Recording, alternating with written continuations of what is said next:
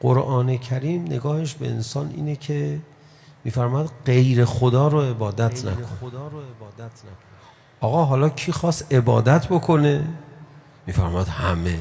من اصلا انسان رو عبد آفریدم. یه جوری خدا زندگی رو طراحی کرده یا زندگیمون به نفع خودمون میشه در بندگی خدا یا به ضررمون میشه در بندگی طاغوت. میگه من نمیخوام حرف خدا رو گوش بدم. خب حرف کدوم رب رو گوش میدی؟ زندگی انسان اینجوریه. بحث اینه که میخوایم بنده کی باشیم.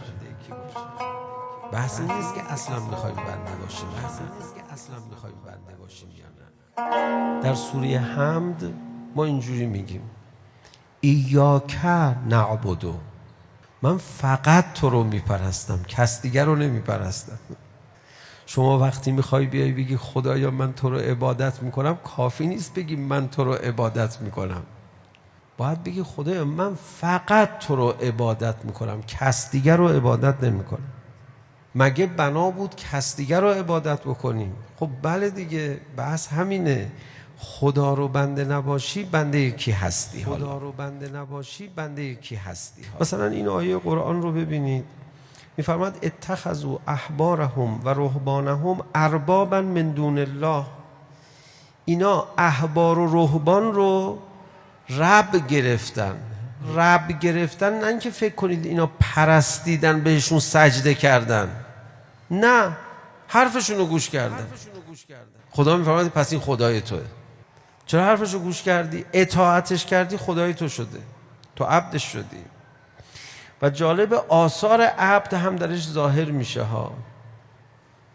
مثلا شما قرآن میخونید دیگه دربست میپذیرید دیگه.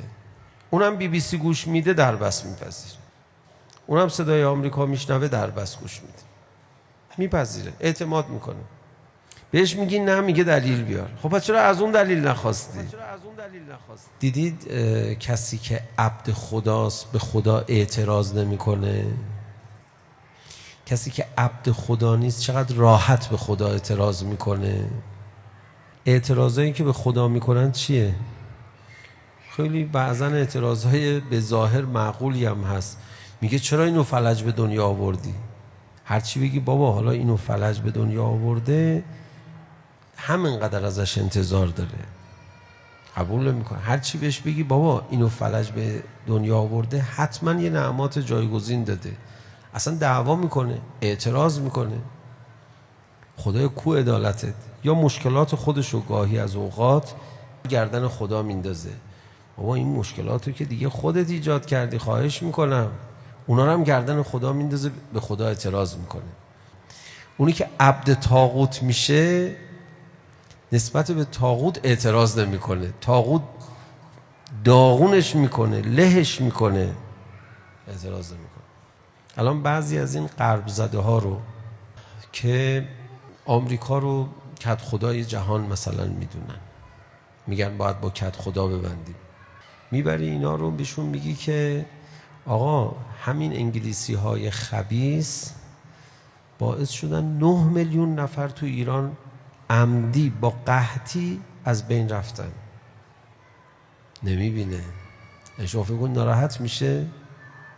بگو مثلا چقدر آمریکا همین الان داره در حق تو جنایت میکنه. مگه دست از غرب زدگی ور میداره؟ دست از شیفتگی ور میداره؟ مگه اعتراض میکنه؟ عبد خدا به خدا اعتراض نمیکنه، عبد طاغوت هم به طاغوت اعتراض نمیکنه. عبد خدا اگه به خدا اعتراض نمیکنه منطق داره، عبد طاغوت به طاغوت اگه اعتراض نمیکنه منطق نداره. فرقش اینه. عبد خدا چشم و گوشش باز میشه، عبد طاغوت چشم و گوشش بسته میشه. و ما اسم اینا رو میگذاریم غرب زده. اینا عبد طاغوتن. در قرآن میفرماید عبد طاغوت. این ادبیات باید بریزه تو جامعه، اصلا همه با این ادبیات زندگی کنن. طرف شیر یا خط میندازه، چرتکه میندازه، برم بنده خدا بشم یا نه؟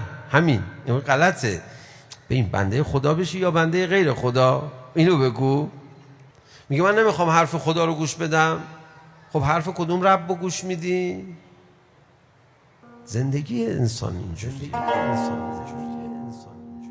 شما وقتی میخوای بیای بگی خدایا من تو رو عبادت میکنم، کافی نیست بگی من تو رو عبادت میکنم.